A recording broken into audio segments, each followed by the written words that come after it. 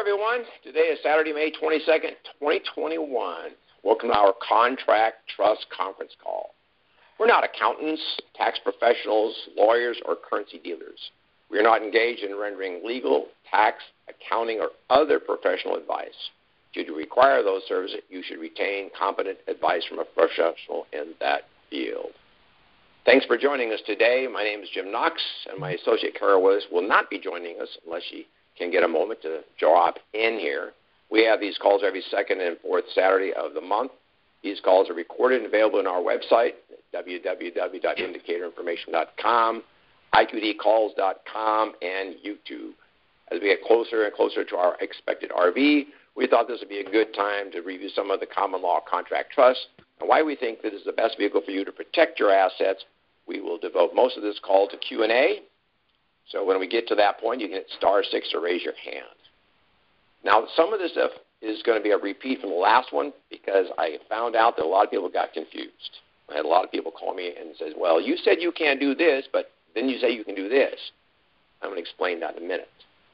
So most of you are aware that we offer and create non-grantor irrevocable common law contract business trusts.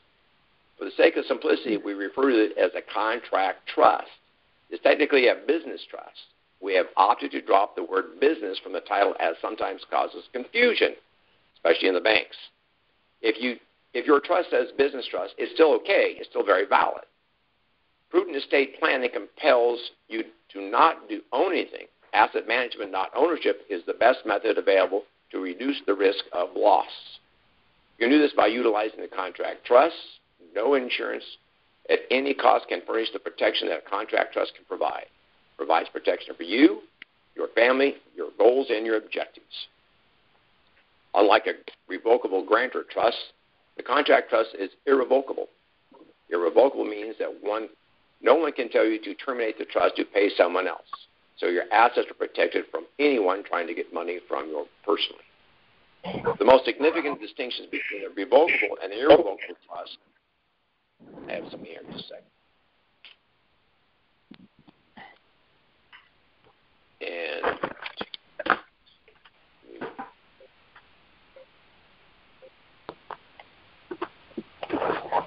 And I'm sorry, folks, a little bit of a delay here. I'm still figuring out how to do this machine. All right. Going back, unlike a revocable grantor trust, the contract trust is irrevocable. Irrevocable means no one can tell you to terminate the trust to pay someone else, so your assets are protected from anyone trying to get money from you personally. The most significant distinction between revocable and irrevocable trusts are the estate tax considerations. Property that you place in an irrevocable trust is no longer considered part of your estate, meaning that the property typically isn't included in your estate's value when it comes to determining if you owe death taxes, and if so, how much. The management of any trust lies in the trustees. One of the major benefits is that the contract trust contract allows you to be the trustee of your own trust. You retain full management control and the benefit of the assets of the trust. There is no manager, protector, outside trustee, or anyone else telling you what you can or cannot do. There is no one between you and your money. We've been told, I think I'll just get a so-called skeleton trust from the bank and go from there. We advise against that. The bank is not your friend. The trust may create for you. The trust they create for you will more likely be named somebody like them as the trustee, giving the power to do whatever they deem appropriate, probably without your approval. They can do a lot of damage to your account in 30 to 90 days. It takes you to get proper trust created. People have asked, why should I establish a trust rather than continue owning currency in my own name and social security number? Owning anything in your name and social leaves your assets exposed. If you were to exchange in your own name, then have an accident or a heart attack on the way home, all that money would be at risk. The assets could be tied up in court for years, and your family may not see any of it for a long time. Many have recommended that all your accounts should be labeled as POD, or payable at death. That takes care of the probate issue. That is still a risk of taxes and becomes public information. Having assets in your name leaves you wide open for lawsuits and others wanting you to part with your newfound wealth. On the other hand, if you exchange your property into a crafted trust and then have an accident or a heart attack, the assets remain in the trust with no probate or estate taxes. It will be managed by the successor trustees that you previously named. Obviously, a properly crafted trust is a better alternative to either a skeleton trust or exchange in your own name. While there are probably hundreds of other trusts out there, we feel that our common law contract business trust provides you with the most flexible and asset protection than any other. I was recently asked about getting an EIN. An EIN sometimes has said that getting an EIN for a common law trust takes it out of common law and makes it a statutory trust. EIN.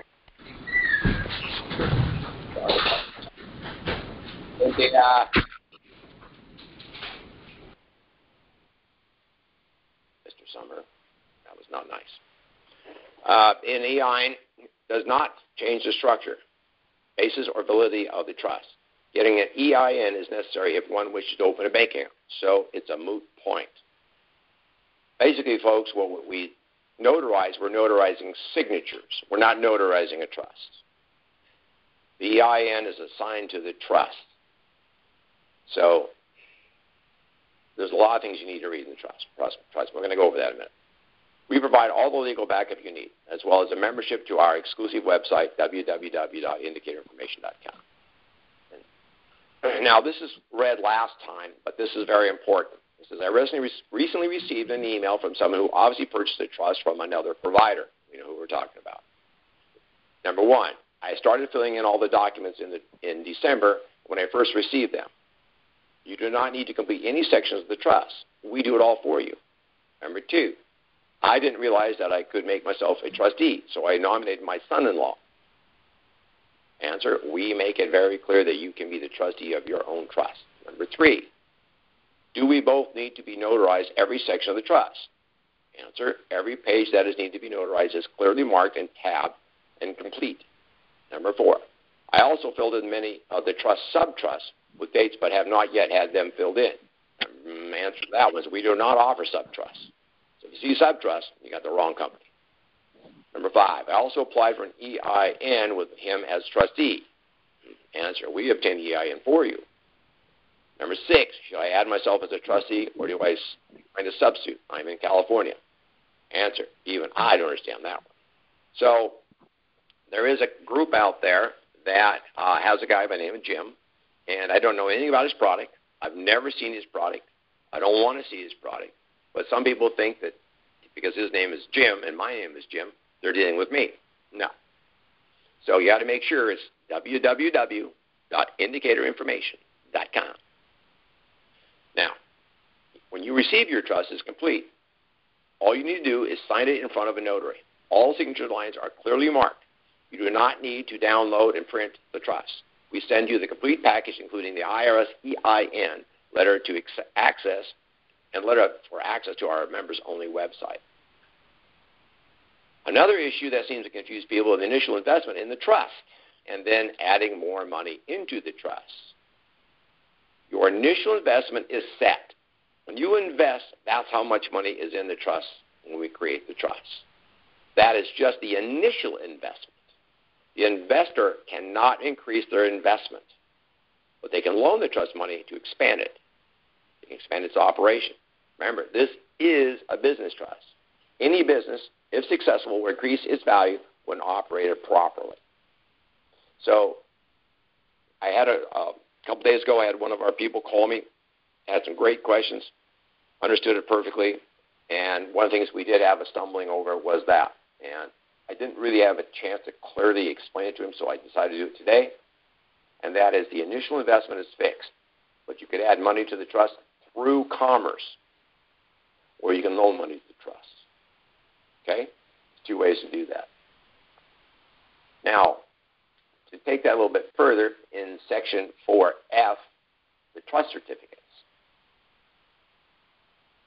the initial investment of money or property of the exchanger shall constitute a fixed, irrevocable investment, and nothing contained in this indenture shall constitute a right or power of any exchanger or subsequent trust certificate holder to increase or decrease the amount of investment.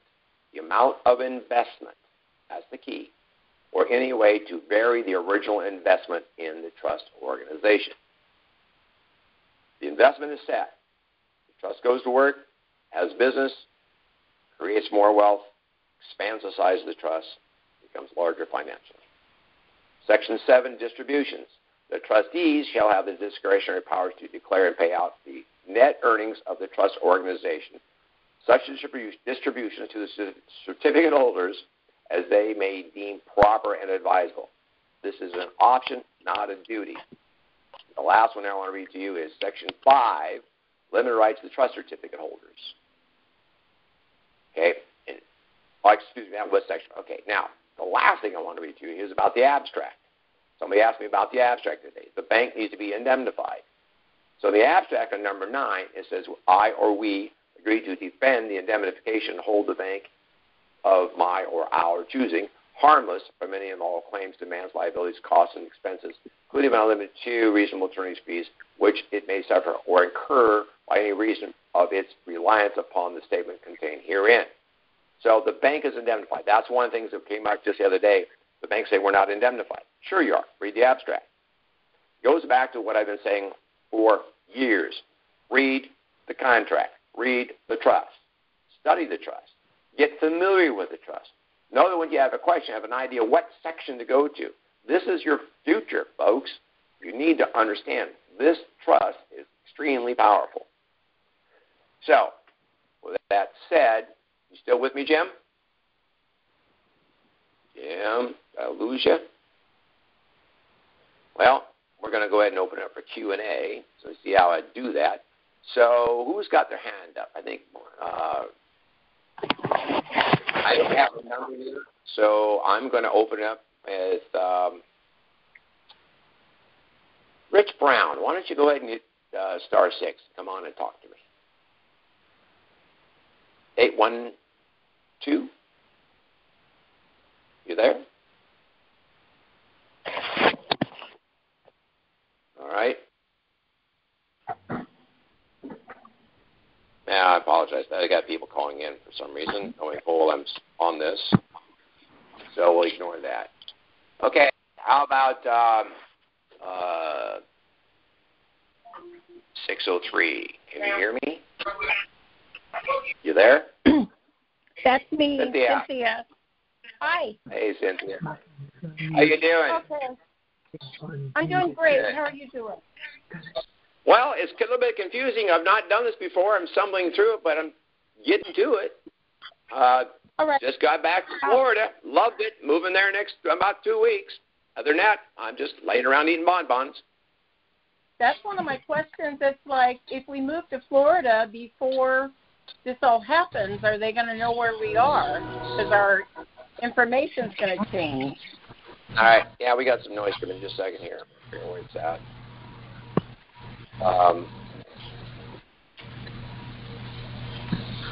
Hold on. Yeah, I use the same thing. Yeah, who are the mysterious people that know how to get in hold of us for our appointment? And those of us who are transitioning to another locale, how is that going to impact things? Do we need to wait, or can we move forward?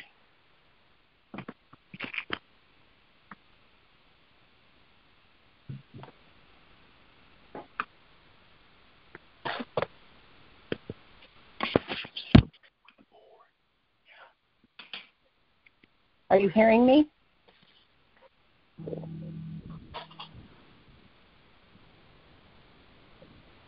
Can you hear me? Yeah. Can you hear me? All right. No? All right. I don't know what's going on. Yeah, I hear you fine. Okay. Did you hear my question? I did, and I tried answering it. Let me do it again. Oh. All right. Oh, so, okay, sorry. No, it's not you. I don't know what I'm doing with this thing. Bear with me, folks. I'm just learning this. All right, so I'm learning it on the fly. So now what I was saying, Cynthia, is you're going to get an 800, or you're going to get a email. And when you get the email, you'll go to this website, it's a secure website. It's going to ask you questions that only you can answer because they know who you are. They're verifying you are who you say you are. When they're convinced you are who you say you are, then they'll give you an 800 number to call. And at that point, you tell them your location. It doesn't matter to them where you're at. Okay. When I went to Florida, I took my currency with me, just in case. Okay. So, what if you have, like I thought, I have, which email would they use? Would it be something that, who you purchased, the purveyors of the currency? Would they get the email that you've used with them? Because I've got more than one email. I don't know. You have to monitor them all. But remember, the website, the secure website, will be broadcast everywhere. It's just you have to go on the website, put your name and number in there or whatever they ask you for, and then the computer will start to say, oh, okay, this is Cynthia. So now here's the list of questions to ask Cynthia to verify she is who she says she is, and it'll probably be questions about your childhood or something way back when, an old address, something like that, and then start the procedure to verify that you're who you are to set up your appointment. Kind of creepy that they'd even know all that stuff about us. You wouldn't believe what they know about us. Okay. So that I have one more question because I was a bad girl. When you sent me all the original stuff, I did find it. I found the login page information for the website. I'm just wondering if what you sent me with the original documents is still the same way that I would get set up to be able to go in there. You sent me a PIN, I think. No, that's something else. Anyway, it's on this page 1 of the documents you sent me, and I never have actually set that up. So has anything changed? No. Can I just set it up as if I had done it like a couple months ago? Is it all okay? Yep, it is absolutely okay. Okay. All right. All right. Thank you. Thanks. You bet, Cynthia. Take care. All right. All right. We're going to bring in, I believe, 812. You there? Rich, you there? Rich, *6. You're there. Can you hear me? We don't hear you. All right. See what else we can do. So let's see here. We got somebody else in the queue.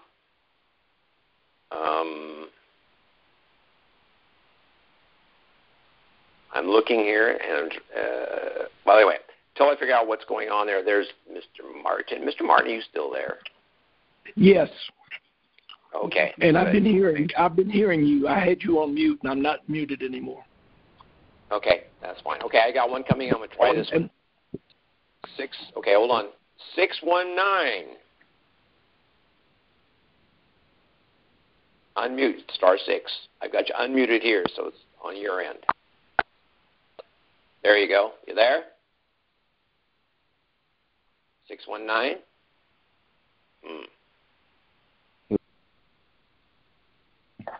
Hello, 619. I had one more question, but I can wait if it's not good. All right. Hold on just a minute, Cynthia. I'm trying to figure out how to do this. Yeah, we'll come back to your question in a second. Hello. Can you hear me?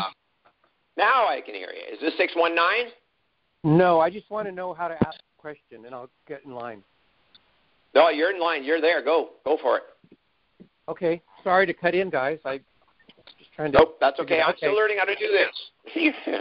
Go for it. All right. I have an irrevocable trust set up through Carol already. Yep. But I just have a couple of questions, and it's an irrevocable trust. Can you change the successor to your trust? Sure. You just write a minute. There's a sample minutes in the website. Just go in there and find the minute, and it's just a matter of changing it. Just really, it's that simple. Board of trustees have decided to change the successor trustee from Joe Blow to Susie Smith, whatever, and then you. Sorry. Mm-hmm. No, it's that fine. I don't. You really don't need to have it notarized. You just have to have them sign it. And, of course, you have to sign it because you created and dated and added to the trust. And when you say they, so I need a witness? No, just them. They have to sign it to agree to it. The successor trustee, the new one, they have to sign it to agree to it. Oh, the new one. Okay. Yeah. We don't like surprise attacks. You got to know it. No, that's very good to know. And then when you do your exchange and you put currencies into your exchange, can you withhold some currency and then put it in later, or do you have to put it all in at that time? I have no way of knowing. I would say that you could do that as long as you can prove you didn't double dip and go buy the currency after the fact, which is probably not going to happen because you'd be paying full price for it. But I would say that, yeah, you could do that, but I don't know what rate difference you'll get from the future to what you'll get presently. Some people are going to do that, I think, to see if maybe the rate goes up. But I don't know. Well, couldn't you put some money in the bank just for yourself outside the trust? Sure. Absolutely. And that's what I'm talking about, and maybe add that to the trust, because you just mentioned something about commerce, through commerce or making a loan to the trust. Sure. That's absolutely applicable. You could do that. Okay. Well, that's good to know also. Just one more question. I plan to start some businesses, and someone said I should just do that through a sub-trust. Let me be more specific. I'm going to make some movies, and most of the time when you make a movie, you start an LLC, which is made just for that particular movie, so it's a limited liability. But then when the movie is all completed, you abolish that LLC because that movie is over. But someone said that maybe I should do it through sub-trust. But if it's a sub-trust, that never goes away, right? If it's irrevocable. Well, there's no such thing as a sub-trust. You have a trust, and now you can connect the trust through resolutions and contracts. But no, there's no sub-trust. You can't make a trust of a trust. A trust can be the investor of another trust to create that trust and then fully fund that second trust. But no, you can't there's no such thing as a sub-trust in our stuff. It's a trust. Okay, let's say you make a new trust then. You can't really get rid of that one, though, right? Where like an LLC goes away when you're done with it. Sure. Well, you can, but your EI number will always be there.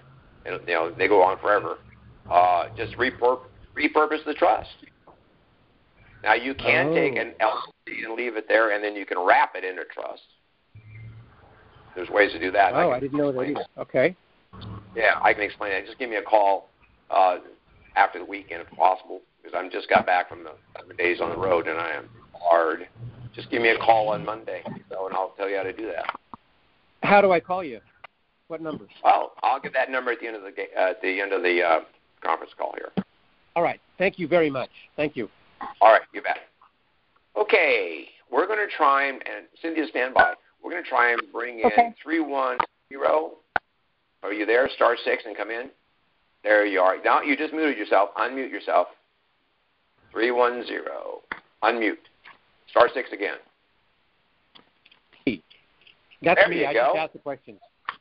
Okay. All right. Thanks. Okay. So then in that case, we're going to go down to 720. When? *6 or something, Quinn. Quinn, can you hear me?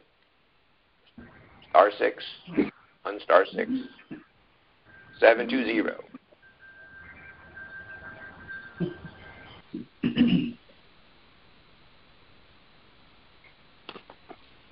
Glenn, you're live. I can hear noise in the background. I just unmuted you again to make sure it was you. You there?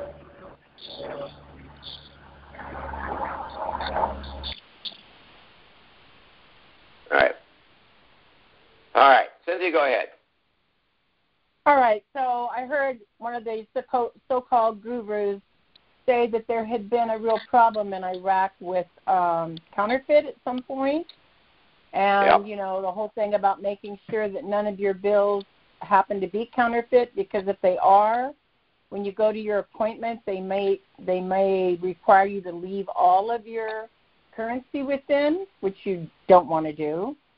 So you and I had discussed before whether to do the blacklight thing or not.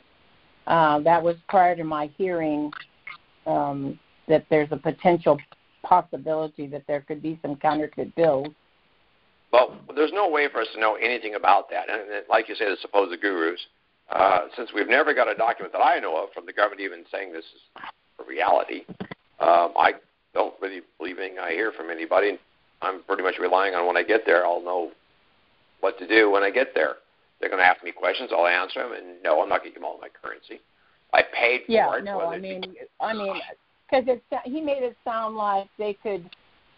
Well, a lot of it would depend on your attitude, of course. And I bought most of mine from reputable. I haven't bought it from private parties. I bought it from Treasury Vault, you know, with certification things and receipts and stuff like that. So I'm assuming that they're careful about the products they sell. I mean, it's probably the moot point, but I just wanted to ask. Yeah, that's why we tell you, do not put the number of the certificates or excuse me, of the currency in there. When you get your trust, it's got a blank in front of it. After the RV, then fill in that, not before. So you're accurate with your trust. Fill in what? What are you saying to fill in? Schedule A, you have a list of all your currencies, right? Yeah. Okay, well, it's got a blank in front of it. That's where you write down the number, but don't do it till after the exchange so you know what you got, the true value. Because we don't know, maybe one of those could be badly worn, badly torn, and they won't accept it. We just don't know. You're not talking about each individual bill, are you? I mean, I wrote down each cell. Each sale, I wrote it down. Yeah. No, it says there's a line in front of the type of currency. You're going to put a value in there after the RV, so you know how much you put in there. The trust has to know how much it started with. Oh, okay. All right. All right. Thank you. All right, thank you. Jim. Yes. Jim, if I may add a couple of things here, both of them related to questions that Cynthia brought. One was the counterfeit situation. It would be smart for everybody to have a list of all the serial numbers of all your currencies, and to even take your cell phone, make pictures of them. Then, in the event you get to your meeting, your initial meeting, and some Yahoo says, well, this one's counterfeit, say, fine. If you're going to keep it, everything that you're going to keep, I want a safekeeping receipt for it. And identify that identity. And if you've got a sheet with all the serial numbers, you can circle it. You'll know exactly which one they've got. When you go to your follow-up meetings, ask to make sure you've got a treasury rep there, and you can get to the bottom of it. The other question she had was about notices. Dinar recaps, I think you guys, Indicator, as well as Dr. Correa Depton and Bruce, there are a host of folks that people have been listening to that if you've registered with them, they will be sending out the information as it relates to the secured websites, along with the banks. Well, that's good news. I have a little toy I just played with, which is kind of cool, and I'm going to share it with everybody right now. I bought a Brother ADS, Alpha Delta Sierra, ADS, 1700W, as in whiskey. So Brother ADS 1700W. It's a small scanner, and I've tested it. And you can scan in color, or you can scan in black and white. For security purposes, I scanned in black and white, and I scanned my currency, tested it, it works. Now you got a scan that you can print out that has all of your currency on there. Now, it may take you a couple days. People like me, we got a lot. So it may take some time, but it'd be worth it. So it's a Brother ADS 1700W, and it will work. We tested it, and I plan on scanning every one of my notes just so I have a copy of it. So if there's any claim against it, I don't know why I have it. But that's good information, Jim. Okay. Let me mute this one. Okay, 417, we'd like to talk to you, but you've got a lot of background noise. I'm going to unmute you, see if you can give it a shot here. All right, 417. Are you there? *6. I see you, but I don't hear you. 417-229. You there? *6. All right. See if I can figure out how to get you guys in here.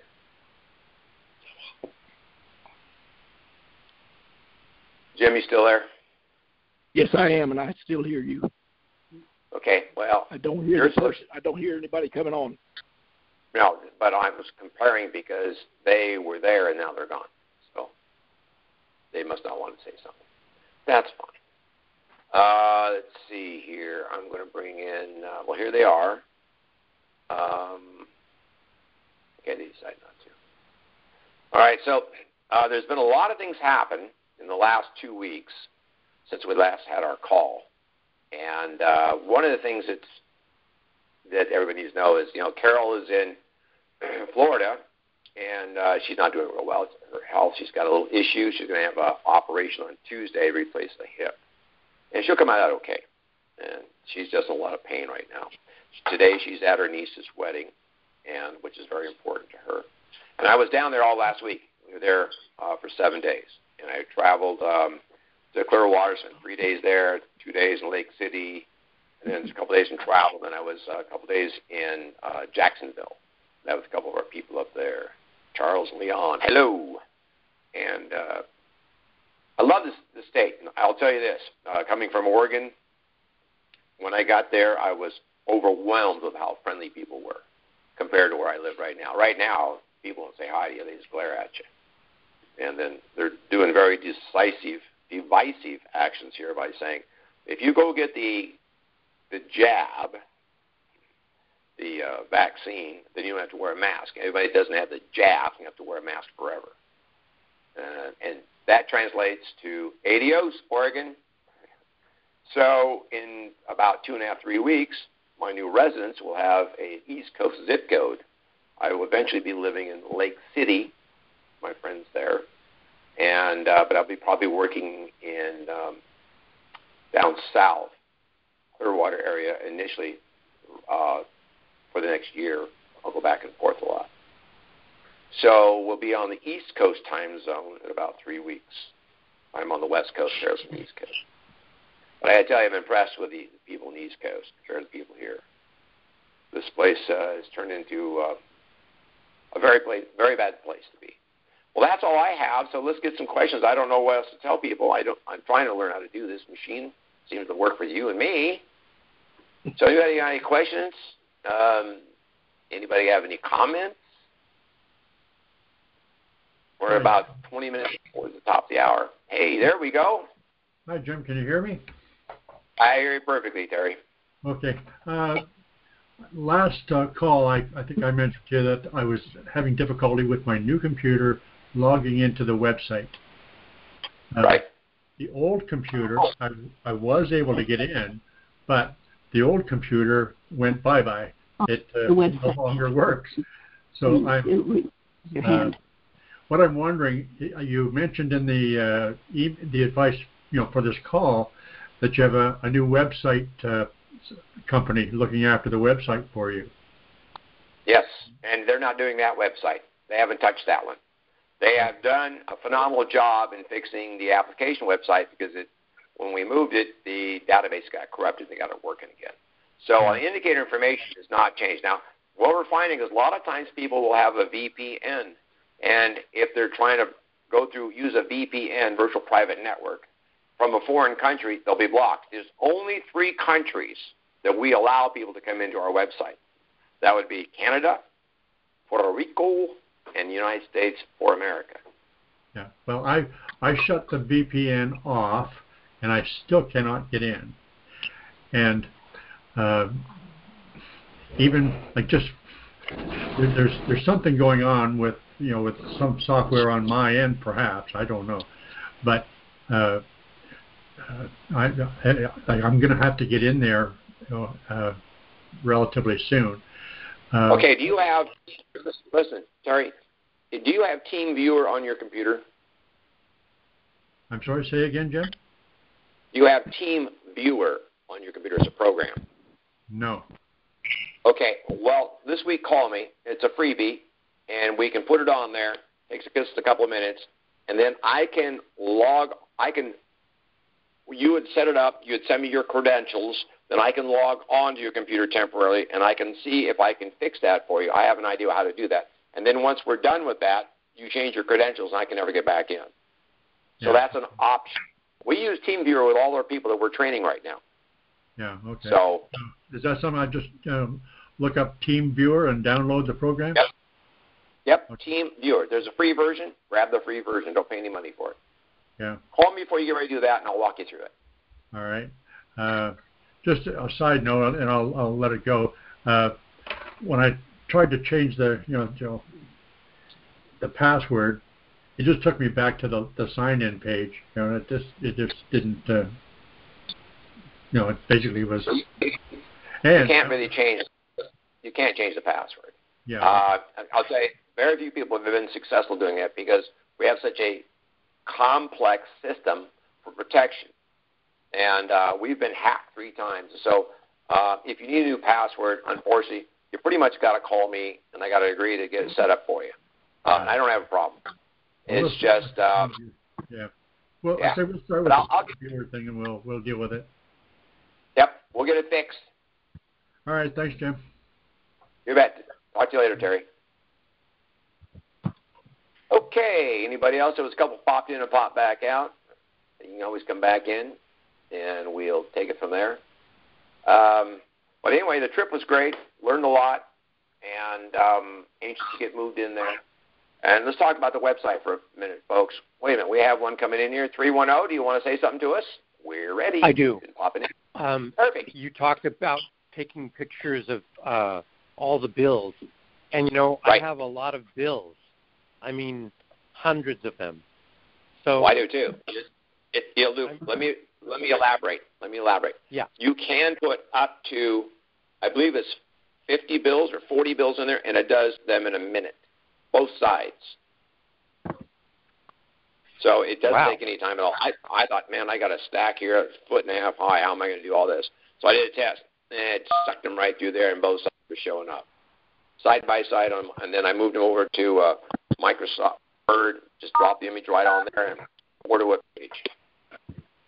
So okay, and that was the brother. Could you say that one more time? The brother. Sure.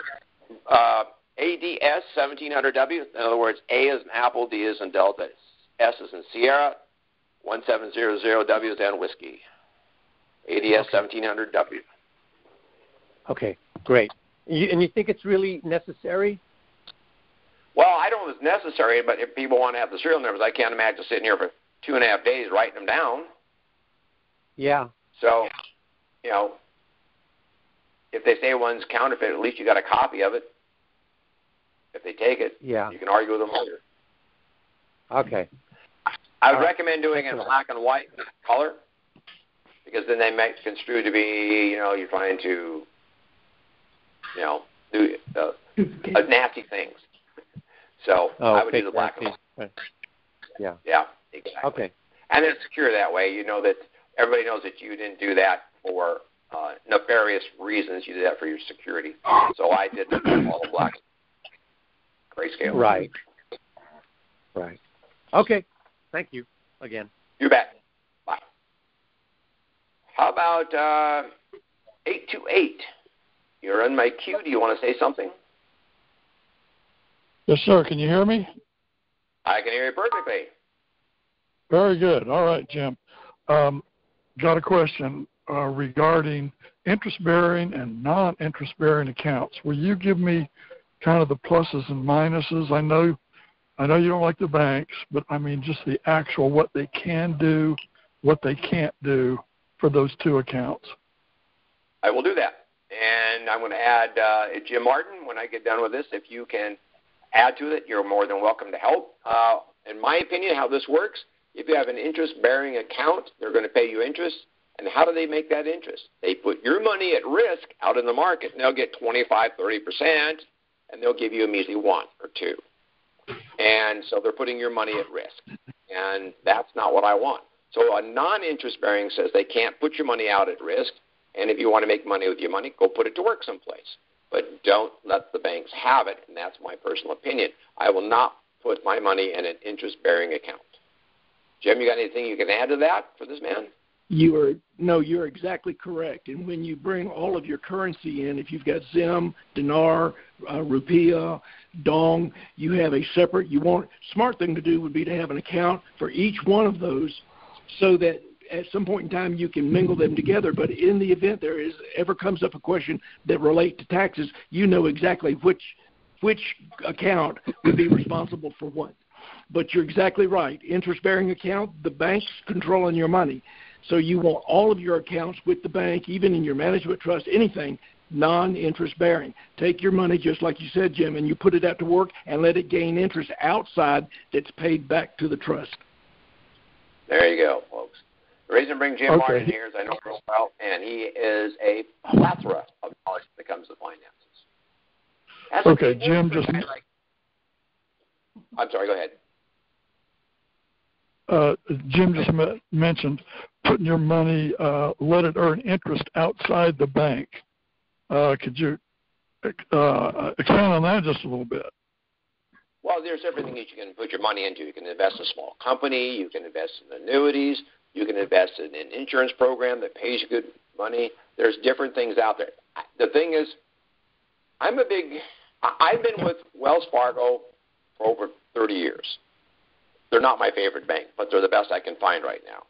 In the last 21 years, in my research, Wells Fargo's paid $2.4 billion. That's with a B, capital B, $1 billion in fines and penalties to the United States government for screwing their clients.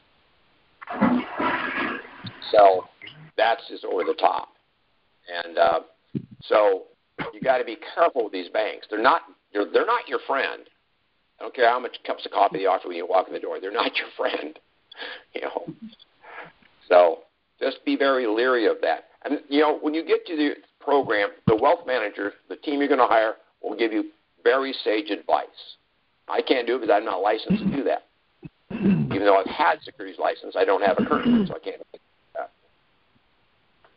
So I would suggest that you go ahead and just go with the wealth managers, but they're going to offer you I'd say this, the mother lode trust by far should not be an interest-bearing account. I don't want to put my money, all that money at risk. Okay. Will you explain the difference between a grantor and non-grantor? Well, I don't know much about the grantor, non-grantor scenario between the revocable and irrevocable.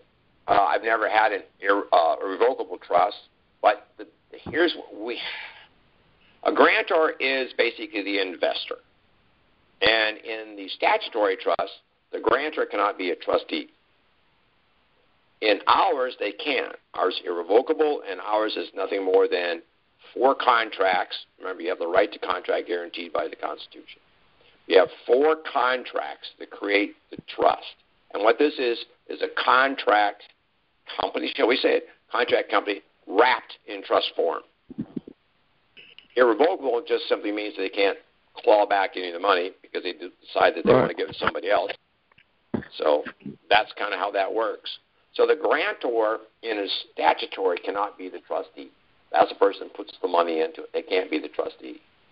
And ours, they can. And the reason for that is because the creator invites an investor or grantor into there. They exchange the money in there, and that's one contract, and that's done. The next thing the creator has to do is go find a sage trustee. And who is more sage about the asset you exchange in there than you, because you used to own it. Because you've already, through the first contract, you actually qualify to be the trustee. That's the second contract. Third contract is when you decide to be the trustee, and then you go up there and you decide you want to bring on a board of trustees. But the first thing you do for your first contract is you declare the trust to be up and live. And the fourth contract is when you create a board of trustees and share the share the ability to move in the trust, work the trust. That help? Very good. All right. Thank you very much, sir. All right. Jim. All right. Yeah. A little more expansion on that question about how do you take the funds and get them outside the bank. With Jim Knox's help, I have an investment trust as well as my Motherlode trust. You fund the investment trust with a contract to your management trust to make an investment in gold and silver, as an example. Then you have another trust to hold that so nobody can get it. You could buy an income-producing property. You could have wealth managers outside of the bank, such as Fisher Investments. We have a friend of ours, his last name is Johnson, that has introduced us to a wealth manager in Zurich that does quite well. I would not use a bank manager or a bank wealth manager to help direct I would ask them questions and get guidance, but I will take that information and have someone outside the bank fund it through their vehicles.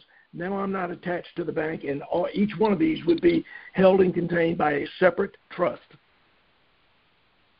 Exactly. Excellent. Well done. Thank you for your help. Now, to take that a step further, to explain what he just said on a couple of points, is your Motherlode trust, which is your primary trust with all the currency, which should not be on the bank screens for any tellers to see. And we're going to talk about that first, and then I'm going to segue. No, if I do that, I'll lose my train of thought. Okay, so the Motherlode trust can be the investor in other trusts and fund those trusts. The contract then to manage the money, if that trust does not have an EI, like for example the real estate trust, it really doesn't need an EI number. It just needs a bank account to use, but it doesn't need an EI number. So the investor would get certificates of that real estate trust and hold them, and then the real estate trust then would have a contract with a business management trust to do all the money. It's kind of like an escrow company. You know, when you write a check for your house payment, it's actually broke down in 4 parts. Some goes to principal, some goes to interest, some goes to taxes on a proration basis, some goes to interest on a proration basis. It's the same thing. You have as many checking accounts as you want in a business management trust. One can be dedicated just to the real estate. One can be dedicated to your car trust, so on and so forth. And then when you get that all set up, you have one company or business management trust that writes the checks. The accounting is much simpler that way. So, and I totally agree with Jim on that stuff. These guys, these wealth managers here, got to be careful. We don't know what they know. We don't know what they don't know. So, yes, we want to continue doing that. Okay, we got any more questions coming up? Thank you, Jim. Gary, you popped in and out a couple of times. You got something you want to add? Gary? Nope. Okay. Will anybody else have anything to add or subtract? We're willing to listen and participate. There he comes. Hello, Gary. Hey, Jim. Can you hear me now? Hear you perfectly. Okay. Just a question on the Motherlode account. What I was thinking about doing was keeping half my money in the Motherlode account and the other half maybe letting the bank use if they were going to give me 10 or 15%. You think that's a bad idea, though? Because I thought getting 10 or 15% with the money just sitting there with me not doing anything, being proactive in it, is not a bad idea. Well, it's not a bad idea, but it's a bad person to have to run your money because they've already Wells Fargo paid $2.1 billion in fines because they screwed their clients. So I would say find another value, another venue. But yes, I would. I won't do it. I mean, I would say it's okay to do it. I'm going to put all my money in one big lump sum, leave it in there, and then I'm going to pull some money out for my investments. And, I was just traveling with my good friend Raymond. He went with me down there. He's just coming on board and learning to do this business with me. And one of the things that we discussed was how to pay for things. We were talking about, well, I should like to buy that boat. I should like to buy this. I should like to buy that. So, yeah, you can buy them all, but don't buy them with money. Buy them with investment money. Buy them with the money that you earn. So there was a good little discussion with famous guy, Rich Dad, Poor Dad guy. Can't remember his name right now. Anyway, Kawasaki. He was saying that this this young lady wanted to buy this $150,000 Mercedes. But instead, she put $150,000 that she was going to pay cash for the Mercedes. She put $150,000 as a down payment on a 10-plex or a 30-plex or whatever it was. And within a year and a half, from the profits of that, she paid for that Mercedes. So, you have to make money work for you, and you schedule your toys. I've always done it that way. I've never just come right out and paid cash for anything. I've always had to earn it or had some type of vehicle that earned it for me, and then I bought it. Instead of decreasing my gross or my total income, I will take and invest some of that, and then I'll earn the money from that investment to pay for that car. And you have to get in the mindset that's the way you should be doing things.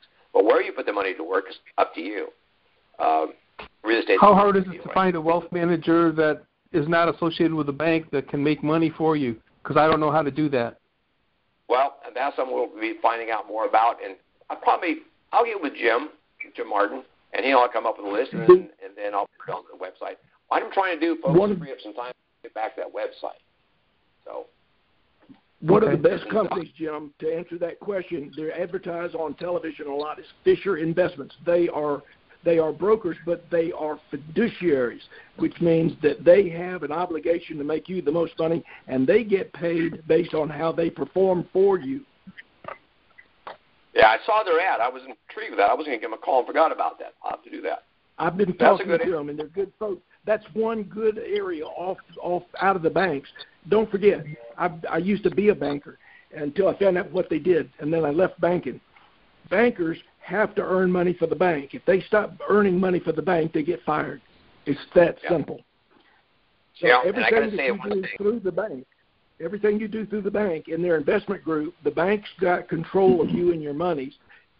Leave what the bank. One of the smart things to do is ask them, how much money, minimum amount, do I need to leave here in this Motherlode Trust, or what we call the Motherlode Trust? What's the minimum amount I can leave there? Now you know how much to take out and move outside the bank and put with other people. And we'll work on putting a list together for you. There we go. Okay, there you go. Good. All right. Gary, you came through for me, as always. Thank you. Thank you. Yep. All right. Is 904 want to talk to me? Yes. Hello, 904. Hello. Yep, we're here. Can you hear me, Jim? I hear you perfectly. How you doing, buddy? I'm doing okay. I'm sitting here in Oregon, and the sun shining through the window. Loving it temporarily. I know you are. This is Charles. Oh, no, man. You found me. Hey, man, I just called in to let you know how much we appreciate you and how much of a blessing you and Carol has been to everybody. I think you're doing excellent for it to be your first time. The information and what you're telling us overwhelms the state. You're getting the information for, and I want you to know that we appreciate it. But one question that I did have, and this is good, from what I just heard, thank you for reminding us that when we do our exchange to make sure that all of our funds are, non-interest-bearing accounts. So is that anything that's on deposit, are you saying make sure it's not in an interest-bearing, it's in a non-interest-bearing account? And Jim, his name Jim Martin? Yep. So the purpose of minimizing how much we would leave in the bank is for the purpose of the bank being a holding place for our money until we go outside to get another team besides those that are working for the bank to be able to intelligently move the money and invest it. Is that what it is? Is that the purpose for the minimum amount that we can leave in there? So right. You don't want to you want your benefits, but you don't want to leave anything in there for them to play with. I'm working on our project. Charles, you're in my projects. We talked about that. I showed you in the computer. So we're going to get those done for you right away, and I got some interesting news for you. We'll share a little later on, just private. But the thing is, I'm going to get Jim Martin and I are going to sit down on the phone. We're going to get a bunch of stuff, and we're going to bang it out. And we're going to put it on the website, and I'm going to address that in a minute. We got just a few more minutes, and that's it. So let's go ahead and get off of this, but I will get back with you on that, Charles. Trust me, I will get back with you. We're at the top of the hour now. I want to see if anybody's got a last one. Gary seems to want to come back in. Let's him. Is that good with you, Charles? I'll get back with you on that. I'm good. All right, and then what we'll do is we're going to cover all your stuff, and I will put on. I got two people who want to talk, so let's see if we can get those. And then, Charles, I will get back with you shortly. And by the way, tell Leon, howdy for me. That was a lot of fun. All right? All right, here we go. Gary, you got one more thing to say? Jim, I was trying to put my hand down. I guess I put my hand up by mistake, so I'm finished for right now. All right. Somebody popped in and popped back out. Let's see. Jim. Yeah. A quick response to Charles's question. One reason that you would want to leave a minimum amount within the bank is you want to ask these wealth managers and your wealth management team at the bank, what can you do for me? I think I'd like for you to participate with me in my own private charitable interest, so you want them to contribute, and you may want them to pay for the dues for the country club that you decide you want to join. Banks are for high wealth individuals will do things for you that'll torque your brain. So have a wish list of the things you'd like for them to do, see what they will do, and then ask them, what's the minimum amount I need to leave here to be able to participate with you in the bank and all these things. They'll give you a number, and you just kind of park that there, take everything else, and move it. There you go. All right. Well, we got one more to go, Jim, and then we're going to get going here. Raul, you there? Yes. Can you hear me? I hear you perfectly. Jim, when you first spoke on this morning's discussion, you mentioned about the initial investment of the trust.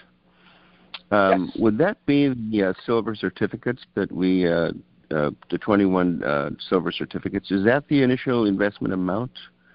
Because I was not sure what the initial investment meant. Good question, Raul. Good question. Okay. No, the 21 is from the creator that enticed the investor. The amount is the currency that you put into the trust. The total amount. If it's $100 and other consideration, well, the other considerations, all of those currencies, that would be your basis. You can increase it by investing, but you can't increase it by adding more to it. I mean, it's an investment. Okay. I got you. So the initial investment is we don't put that number in yet until after the RV. Exactly, because we don't know exactly how many of those notes are going to be good notes. Okay, James. I think 100% will be. But, so, all right? Okay. You're doing well. All right. Well, thank you. For my first time, hey, not a virgin anymore. Okay, thanks. All right, guys. Talk to you later. Okay. Okay. We got one here. This popped up. 941. Yes, I have been holding and somehow it went down. It's Connie in Sarasota, Florida. Jim, I'm so happy you're relocating to our state.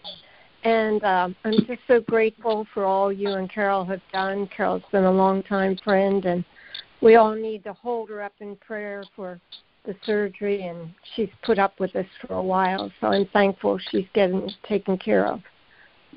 So well, I want to say this you so much. My reply to that is you're not near as excited about me moving to Florida as I am. I agree with you. The other thing, like Christine had said, I need to get with you on a new password, too. All right. For our website. Give me a shout. I've been on the road for 7 days. I'm way, way behind. In fact, I'm so far behind, it looks like I'm running first place in the second race, and there is no second race. So it's okay. It's okay. All right, I'll be available starting Monday. I got some cleanup I got to do this weekend, and then Monday I'll start taking calls and emails. I got a couple things I got to clean up, but, we'll get it done. Well, God bless and take care. All right, thank you. You're welcome, Tim. All right. So anybody else want to ask a question? People have been popped in and out a couple times. Anybody else? Mic's open. Floor is yours if you're there. Summer. Okay, we got two. Cynthia, real quick, what do you got? Well, I'm looking at Amazon for this scanner, the Brothers scanner. Yep. And I'm going to order it. It's $229. Yep. It sounded like you didn't do them each individually. Did you put them on one page and do a bunch at one time, or? No, you can, because they come out as a GIF. You can squeeze the GIF down and put a bunch of them on there, but then you have the original size GIF on your computer for later dates. You can squeeze and put as many on a page as you want. You can put 20 on a page if you squeeze them down in size. But remember, your original's still in a document, shall we call it, or folder on your computer, and you can increase any size you want, so you can read this stuff easy. I just want a physical rendition of the notes that I took there, just so I have it. Yeah, I'm really glad that you brought this up. This is going to make things much easier. I appreciate it. Thank you. So you're not, there's no risk that it's going to get jammed or anything like that. Your currency's not going to get ripped up or any problem like that. No, it's brand new. It shouldn't work perfectly. Test it with some other stuff, though, first. You never know. Okay. All right. Bye-bye. Thanks. All right, we got two more. We have 630. Bob, you there? Bob? You want to say something? Yep, you're live. Bob? Hey, you there? Yep, I'm waiting on you. Come on, I didn't mean to press it. I must have pressed something accidentally here. Okay, no problem. All right. Make sure I got it. Okay.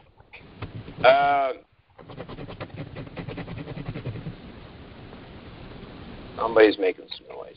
Who they are.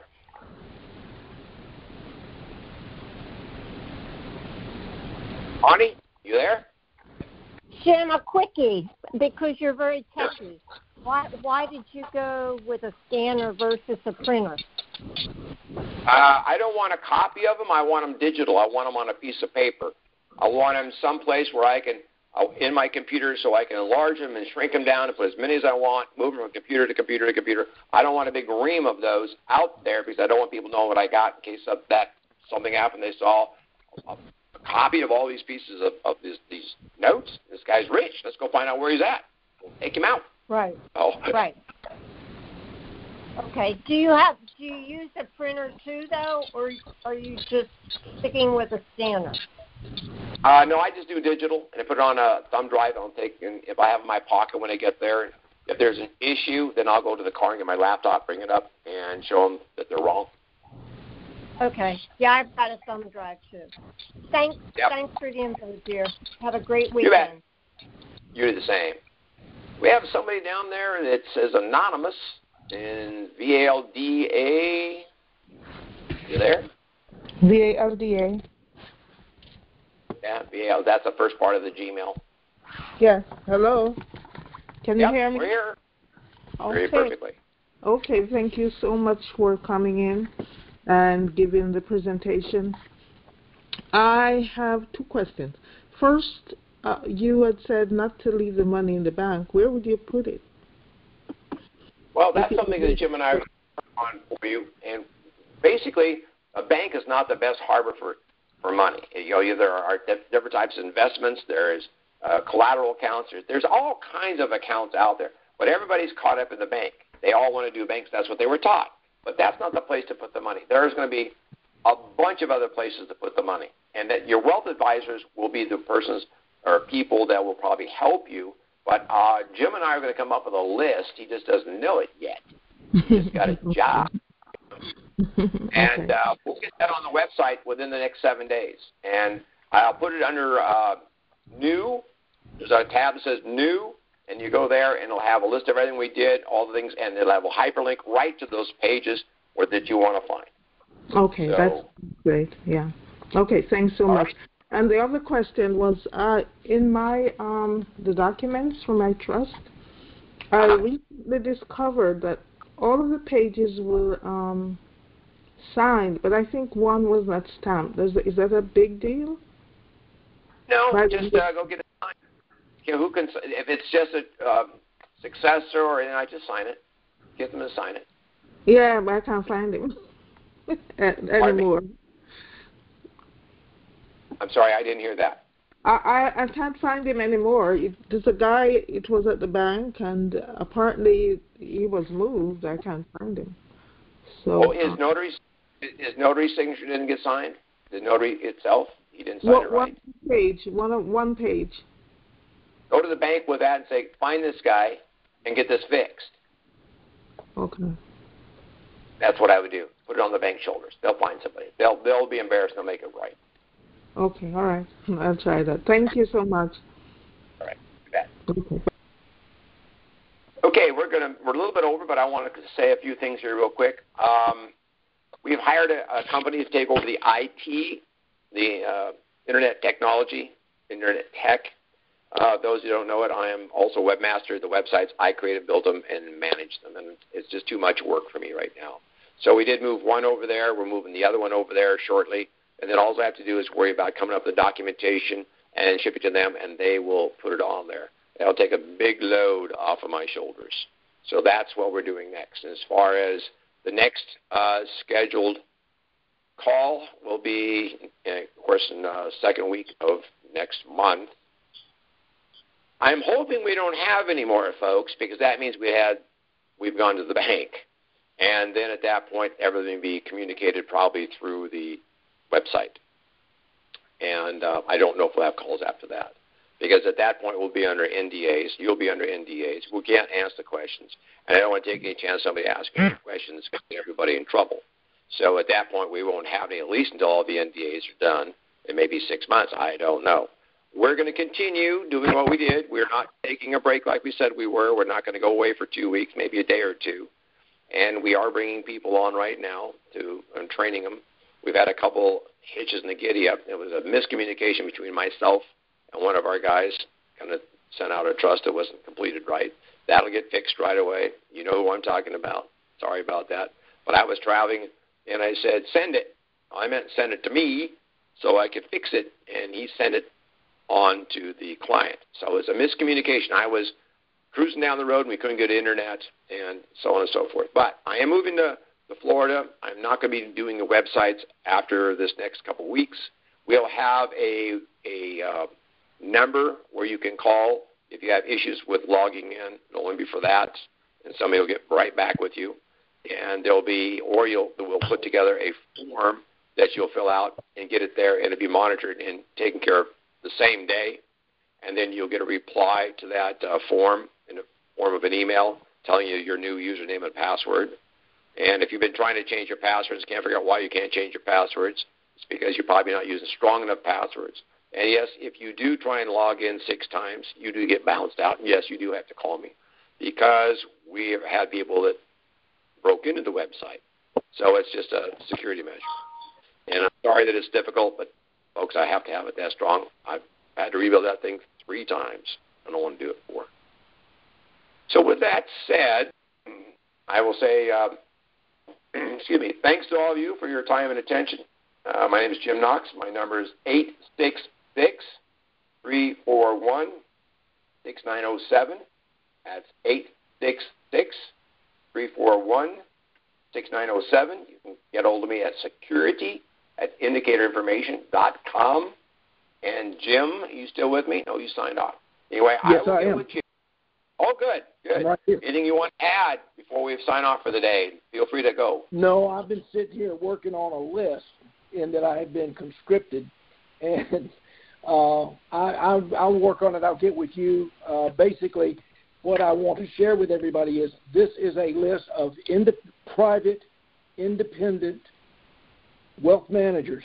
You need to call and talk to them to confirm that they have the same mindset that you do.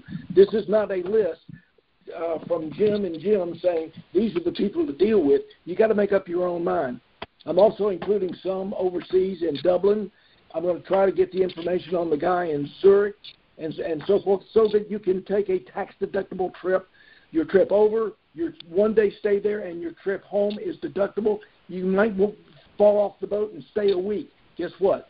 Your transit and everything's taken care of in one day. So I'm working on those things. Right. Now, we're hoping, Cynthia, stand by, we're hoping that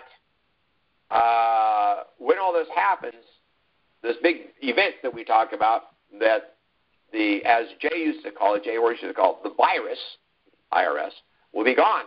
We don't have to worry about that. But until then, there's still a pain. Okay, no, she went away. Okay, well, I think that's it, folks. Jim, thanks so much for your help today. Enjoyed working with you. Have a happy and safe weekend. Go RV. Bye-bye. Thanks, folks. Bye-bye. Thank you.